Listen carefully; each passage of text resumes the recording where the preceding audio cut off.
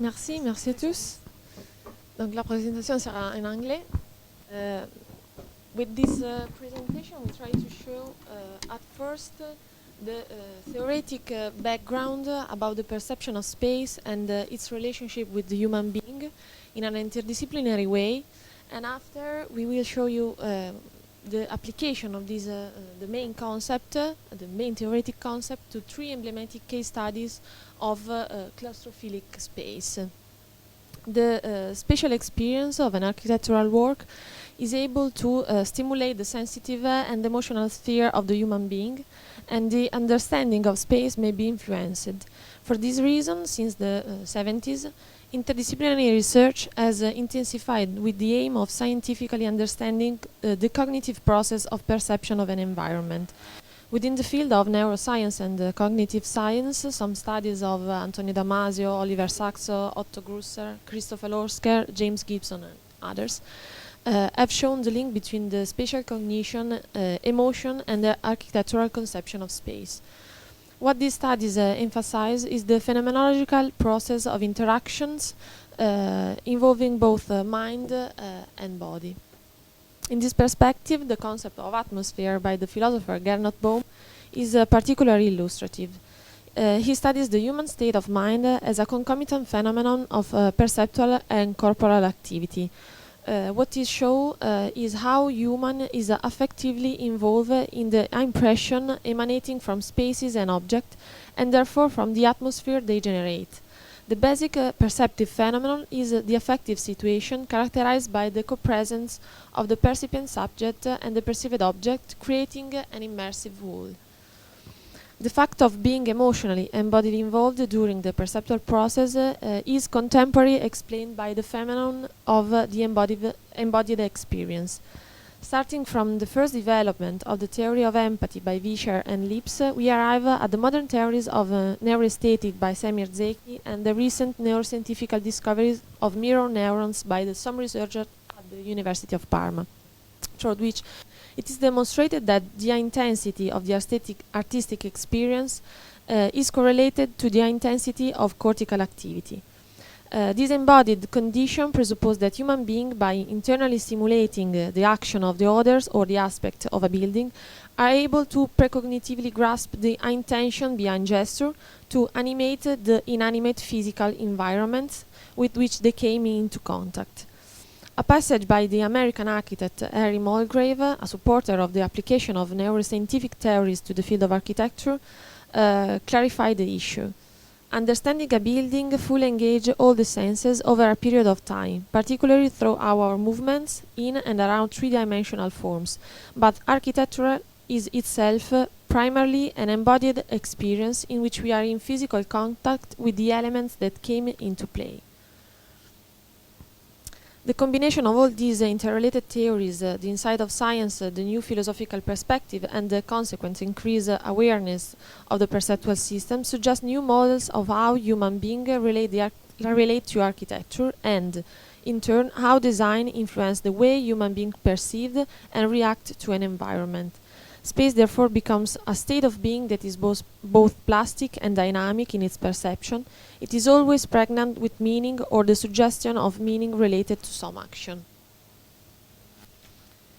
In this perspective, the interior space is conceived not as a physical holder, but as an interiority, that feeling obtained by spacing the body in space. As the historian Karl Gann argues, it is not a question of an interior in relation to the wall envelope, but in relation to the human being who experiences it. The result is a consolidated relationship between space and the inner experience through an architecture which, quoting historian Bruno Zevi, is the art of spatial containers, of multidimensional and multi-perspective cavities in which the life of human association is physically and spiritually expressed. Therefore, through the integration of the various senses, the perceptive experience of the architectural work, as Gian Nuttolini writes, is certainly an exhilarating movement, not only visual, but of the entire body. The German historian and psychologist Rudolf Arnheim, in his pivotal text, The Dynamics of Architectural Form, reflecting on the multiplicity of effect generated by formal variation, expound the key concept of concavity and convexity, from which he derives the architectural types of shelter and den as a function of human behavior. While convexity can be metaphorically compared to the shelter that on the outside give the character of a figure, where the pattern of movement of the inhabitant has no relation to the structure, concavity can be compared to the concept of the den that defines a space as the result of a physical penetrations of the inhabitant. This idea of den can be paralleled with that one proposed by the psychologist James Gibson of the niche.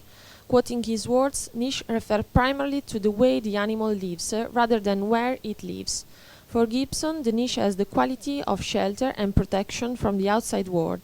This concept finds correspondence in the reflection of the British geographer J. Appleton and in their application to the field of architecture by Simon Unwin. They theorize that our aesthetic appreciation of a landscape is conditioned by perception of prospect and refuge. The effect generated by space that meet these requirements coincide with the feeling of needing to be contained, partially hidden, and feel protected psychologically and physically within a refuge, but at the same time to be able to see what is happening outside. Metaphorically, quoting Anna Barbara, who preceded us, this space can be achieved through the creation of an amniotic environment, hollowed out rather than constructed, and which lead back to the comfortable and protective experience of the womb. They are introverted envelope, a sort of a virtual enclosure that mainly consider the interior dimension as the two examples of primitive house that I show. The reference is to the images rooted in the unconscious of nest and shell. Walter Benjamin writes that the original form of all living is living not in a house but in a shell. This bears the imprint of its inhabitants. In a two-way relationship, the space is shaped by this human imprint just as the human being adapts to his space. The image of the nest and shells are for Gaston Bachelard philosophical key to understanding the phenomenology of a human behavior in one's own home. Like Arnheim's den and shelter, nest and shell differ in the way they accommodate their inhabitant. While the former is built by the inhabitant himself and is modeled on his form and action, just like the den, the shell generates in itself a space with a rigid form in which the inhabitant adapts just like the shelter.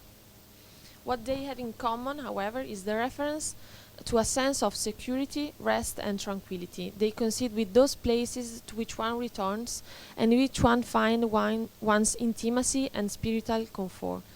Those places that guarantee a sense of trust and protection that can only be found in one's own home. They are what separate us from the hostilities of the outside world, and it is precisely for this reason that, emerging as a protective envelope from adversity, in them one can feel the sense of perturbing, which Freud identifies in the term Unheimliche. The sense of familiarity perceived inside contrasts with the sense of unease generated by the unknown outside. This opposition gives rise to the desire to sensory and psychological experience of withdrawing into a refugee as our comfort zone. This propensity was identified by the psychoanalyst Elvio Facchinelli with the term claustrophilia to emphasize the desire for confinement in a closed space. The interior then becomes like our second skin, through which we interact with the outside world. The experience of space is conceived down to the visceral level through a response of the organisms to an integrated whole that responds to our bodies as well as to our capacity for empathy and imagination, one that understands the human and the natural as a shared continuum. An integrated whole between space and the human being which becomes synonymous with total involvement in an immersive reality in which the boundaries between what is architecture and with what is a human being are lost, just as in bomb atmospheres and in the theory of the embodiment. We get the idea of architecture as a protrusion of the organism rather than as a container, as expressed by John Goodman. Quoting him, we imagine the building and our spatial environment as a second skin, an extension or projection of our body and our psychology. We were spaces and morphology like clothing or a membrane, an interface or prosthesis physically and psychically. This presentation aims to show the creation of an interior space which are designed on a human scale and which are characterized by the topophilia, that feeling described by Bachelard that determines the human value of possession of space that are intimate, secluded, and defended from the outside. We will now look at 3 case studies emblematic of 2 different declinations of claustrophilic space. The first idea corresponds to the projects in which the architect creates microspaces, almost like fences in the enclosure of the house, which are modeled on the forms of the human body, like casts or claws. The Contenitori Umani by Ico Parisi corresponds to this category. The alternative consists not so much with spatial device, but with architectural enclosure that shape and guide human activity within their own space, thanks to their anthropomorphic forms. This category includes Werner Panton Visiona 2 and the domestic space designed by Gaetano Pesce. In the first case, it's the human body that generates the form. In the second case, it's the form that orients the body, just as in the dual opposition, den shelter and nest shell. The Contenitori Umani, made by Ico Parisi in 1968, is a project that fits into the rank of those experiments of that time that received their consecration in the exhibition Italy, the New Domestic Landscape at MoMA in 1972. Although it did not take part in the exhibition, Parisi project is in fact part of the national and international climate that reflects on the minimal existential units. Parisi grew up defining a design practice open to change that emphasized the centrality of the human being. Talking about the project for his house in Como, he in fact says, "I always felt myself as a cat, whose experience of home is different from the mechanisms of function to which modern construction forces human. Here, for me, I wanted the house of a cat, the possibility of going outside and that of curling up hidden, of moving and slaking off, of being, above all, surrounded by the warm signs of existence." Parisi therefore conceived space as a function of the vital gesture that animates it, and he conveyed this intention through his photographs with the metaphorical appropriation of space by a cat, like a bird in a nest or a mussel in the shell. The aim of his design work is to redefine the relationship between architectural design and the human being. In his more mature reflection, Parisi comes to theorize that the new design foresees and includes all the real determining components, not only on a human scale, but also in a social and a historical perspective. A substantial modification of the entire usual design methodology is necessary. The experimental result of this concept led Parisi to utopian extreme. The first of these was the project Contenitori Umani, created first with Francesco Stomaini and later also with Boriani, De Vecchi and Colombo. The concept is based on the question of whether and how human can find an architectural presence and configuration that corresponds to the possibility of needs of today life. Based on the idea that space is intimately integrated with the furnishing and object necessary for everyday life, Parisi and Somaini aim through human containers to create space capable of accommodating human life, its gesture, and responding to its needs, not only material but also perspective and aesthetic. By opening up the traditional limit of design and through an interdisciplinary work, they raise in a provocative way the question about the notion of living.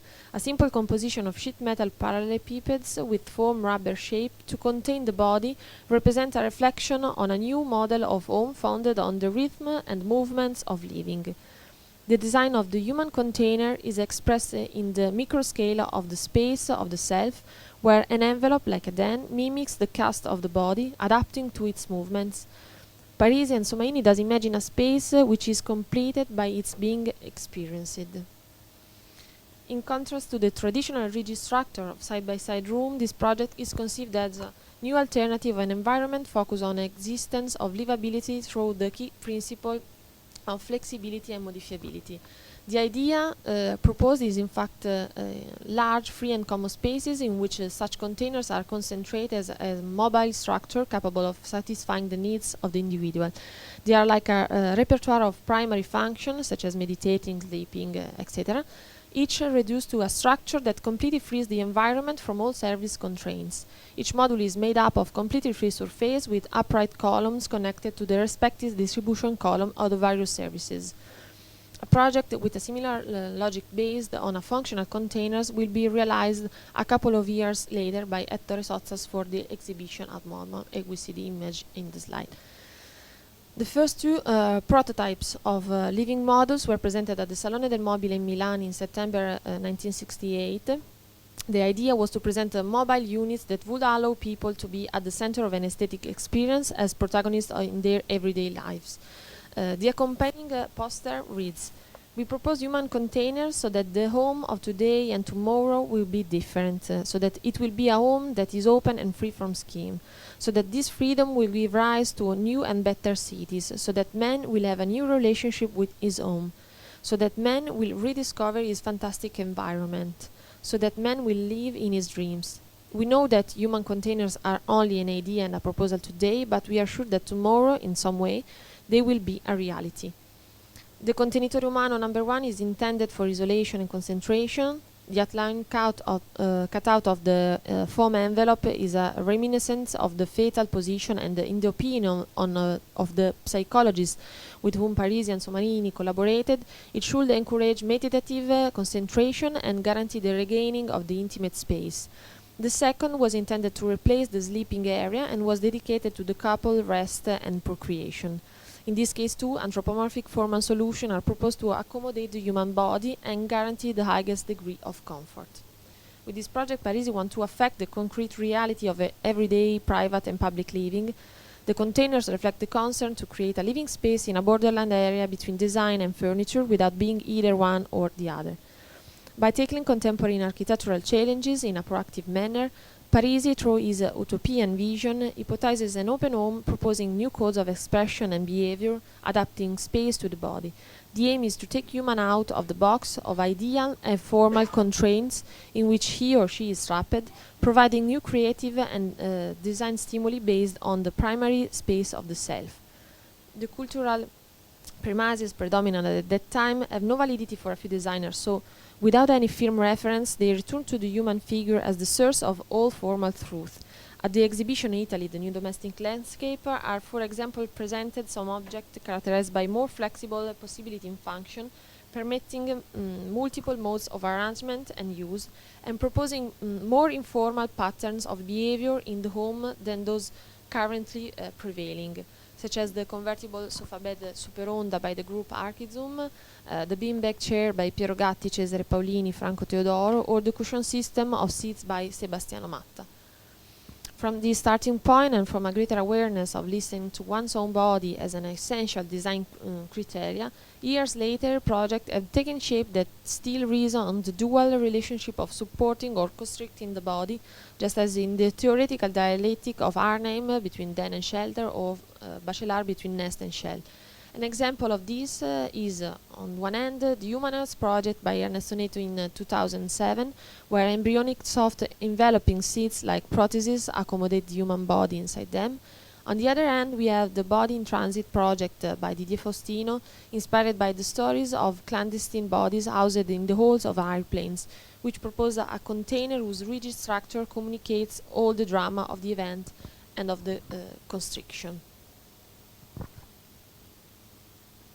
Okay, now we focus on other two projects where the space is designed to contain the home's body and its action, as in the metaphor of the Dean.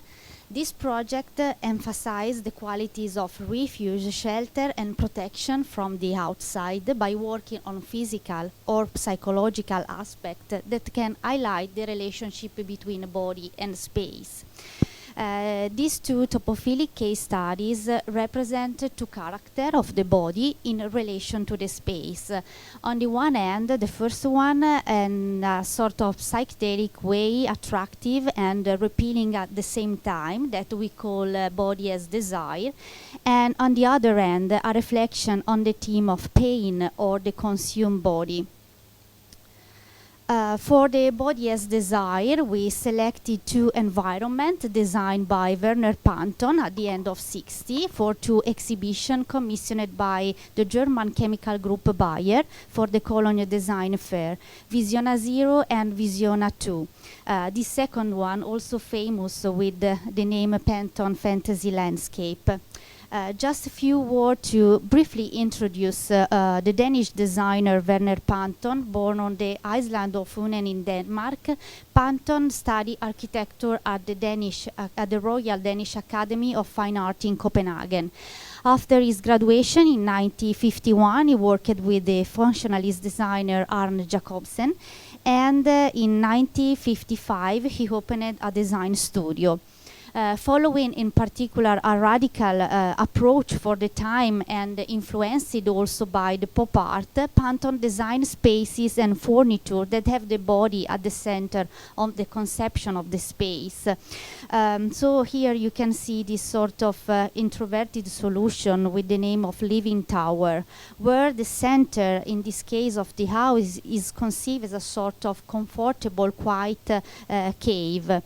Panton says that living space is not just defined by its physical volume, land, wide and height, but a space only comes alive when people enter and become a part of it. So most important quality of the space are light, color, surface, personality, and also the interaction between the proportion of the people and the space.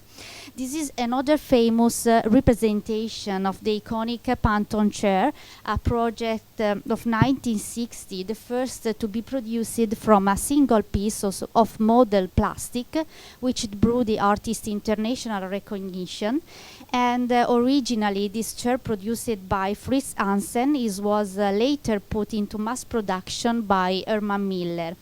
And in 1970, the French singer and model Amanda Lear performed a sort of striptease captured by the photographer Brian Duffy. And this is a first project, a first image of this idea of the body as desire, where the chair is transformed in a sort of performative object created on the use of the human body.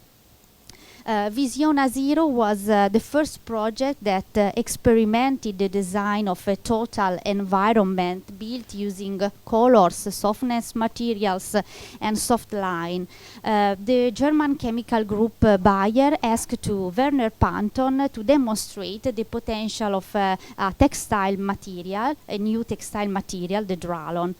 And the launch of the exhibition took place at Cologne Furniture Fair in 1968 on one of the old Rhine boats, turning the exhibition venue for the occasion. And also the place of the exhibition play a significant role on the construction of this interior space.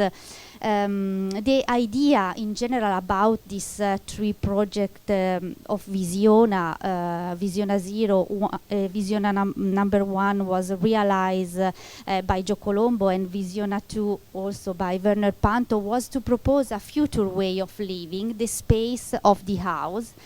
And in this case, by integrating furniture and lighting, Panton created a sort of dense spaces in which color and light play a dominant role. As early as the Visiona Zero exhibition, Panton created a sort of an experimental interior landscape in which he was able to freely implement and demonstrate his design idea, which were often interpreted as utopian. And the landscape created is a sort of landscape of desire with a strong sexual character too. Now I will show just a few minutes of of this video presented for for the project of Visiona Zero, because it is important for two reasons. In particular, first of all, the access in this interior landscape that launches us directly. I don't know if it's possible to use the sound. It's not important so much because, okay, the is in Deutsch, the description, but just to observe also the communication idea of the project. The designer uses the metaphor of this very beautiful young girl being controlled by this guard, and this is a sort of very gendered visual language. And I will show this. I show this video just to also put this in relation to the second project and the second video of the Visiona number 2, because there are some changes. And just to go back, okay, on the presentation, it's possible to combine the imaginary created by the project with two associations related to the topic of the body as desire. The first related to the space of the boudoir in 19th century. The reference is the La philosophie dans le boudoir by the Marquis de Sade, that remind us in his excessive way that the boudoir was the locus classicus of this sexual intrigue. It is essential for everything to be treated in a style in which luxury, softness, and good taste predominate. And the second association is to some interior bedrooms designed by the Italian architect Carlo Morlino, like boudoirs. The Italian architect focuses great attention on the relationship between bodies, both real and sculptural, and space, which allows him to reinterpret the environments he imagined through gesture and action. The construction of the scene becomes the authentic ritual that transform each context into a collector of instinct, eros, and inner intention. So the project of the Visiona number 2 go a step further. Anna Barbara before explained very well all the character of this space. And if in Visiona 0 the environment still involved a distinction between a room and furniture, here Panton achieves a complete fusion of body, furniture, and space. The theme was rooms for people to spend their leisure time. Here the floors, ceiling, and also wall flow together in a series of organic shapes without any clear transition between the vertical and the horizontal. And Werner Panton sought to stimulate each of the human senses, as every room was a distinct atmosphere of sound, color, and smell. In an interview in a previous year of this exhibition with a German magazine, Stern, Panton predicted that cooking would become an hobby, that entire menus would come straight from the factory, and the housework, as we know, it would longer exist. Consequently, the future home should primarily provide rooms for relaxing, for dreaming, and spending time together.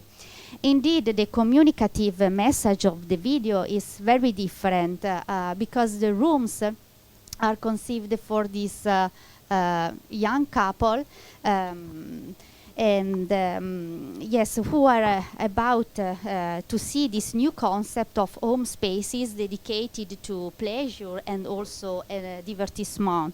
The seduction in this case is a game that presupposes a ritual order, and in the intimacy of domestic dwelling spaces and environments abandon their function and open to the dimension of gesture and the rituals of the life, in this case of a couple.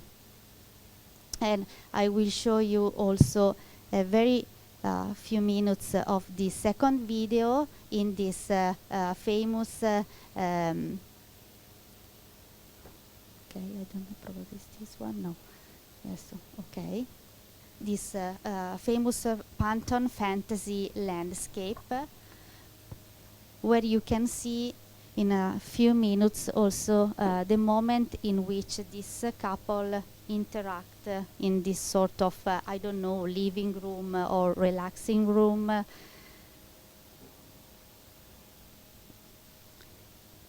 So this two cases about Werner Panton show us this idea of of landscape. Okay, it's impossible. Of a body as a desire. Now we pass through this second vision about this claustrophilic space to this consumed body. 2 years after Visiona number 2, Gaetano Pesce designed the discovery of a small subterranean city belonging to the epoch known as the period of the Great Contamination for the exhibition Italy, the New Domestic Landscape, curated by Emilio Ambassadz at the MoMA.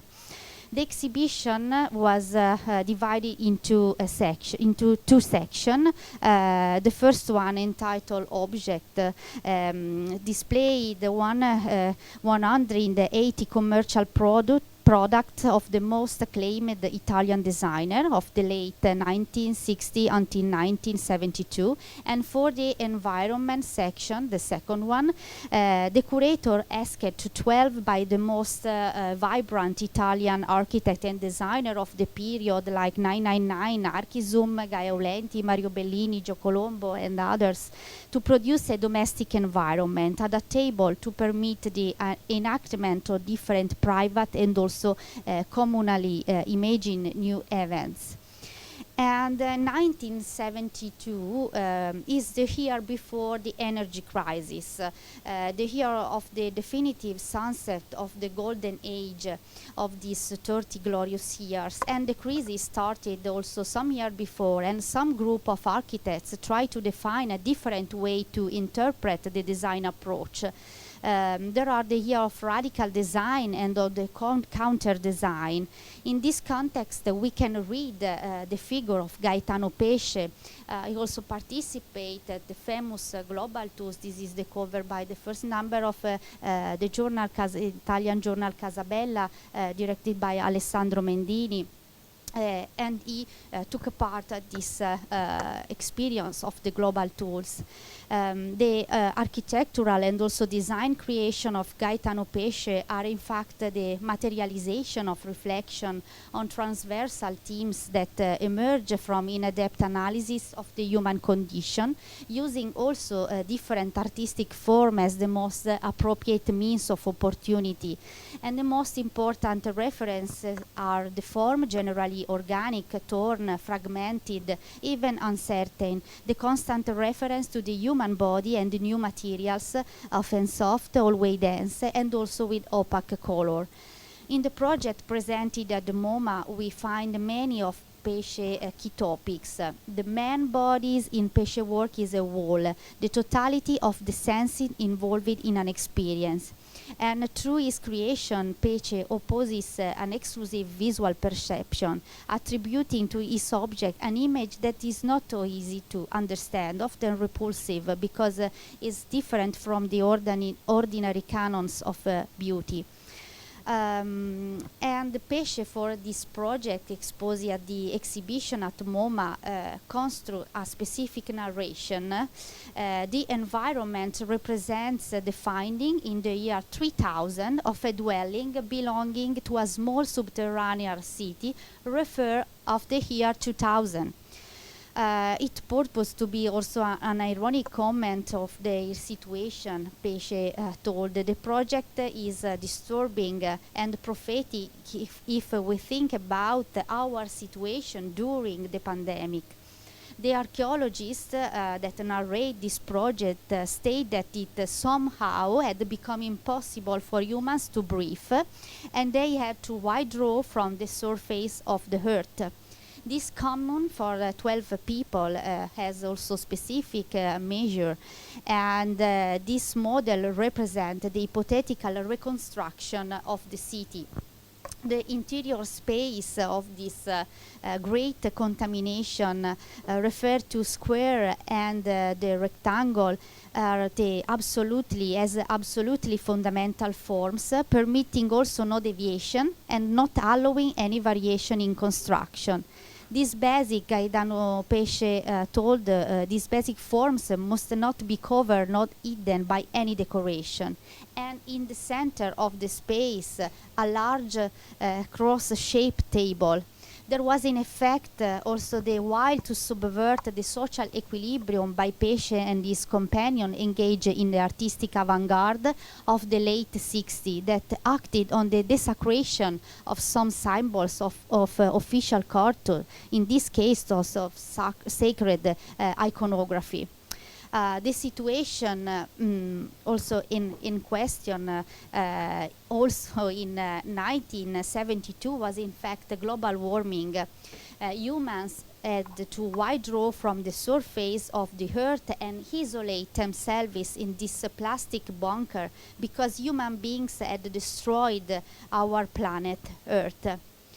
And these are some ironic image of the exhibition. The space was a two-level room cast in brown polyurethane, and people visited this environment wearing these big shoes as if it were a sort of an archaeological visit.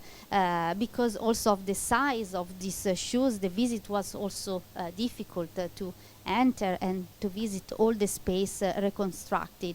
And also in this case I will show a few minutes video in which was presented the use of this interior space and the way of life of this commune, and where men reduce it to their essential, almost primordial and naked activities such as eating, resting and working. The space accommodates the body, where in the central area are placed the collective rituals, while the secluded space accommodates the solitude. And this video was also shown during the exhibition at MoMA. So people that enter in the space can also see this video like a sort of material culture.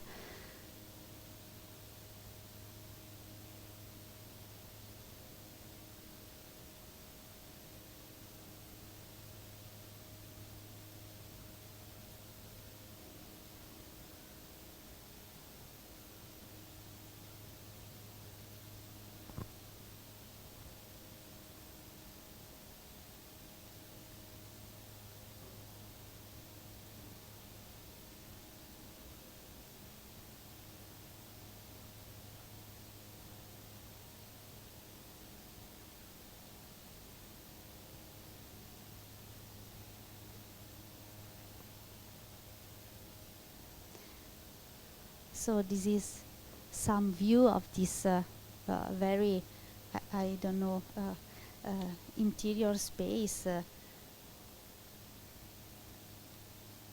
with this corp that we call consumed, and also they stay together, but they are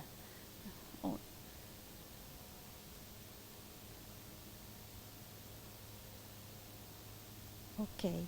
So just to conclude, sorry for this passage between the two programs.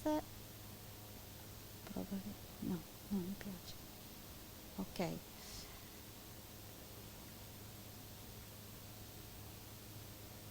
Niente, non mi piace il mio dito.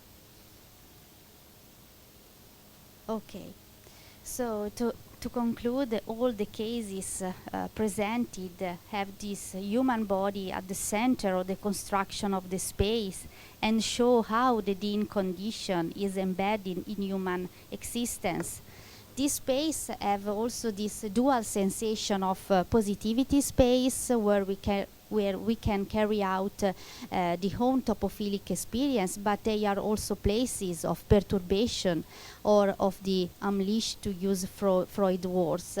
And the case seems to support also Roland Barthes' theory, according to which there is a desire beyond what the image, in this case the space, allows to see, and which demonstrate that what is perturbing is not only what frightens, what is placed as an antithesis of the idea of comfort and domesticity, but also everything we should have remained secret, hidden, and instead has to come to the surface.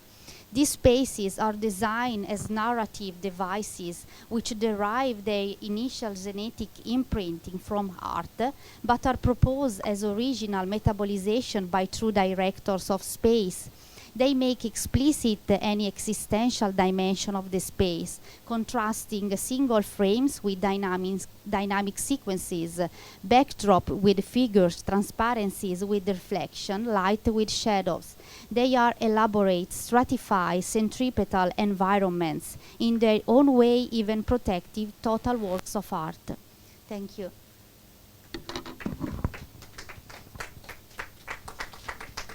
Sorry for the passage between PDF and YouTube.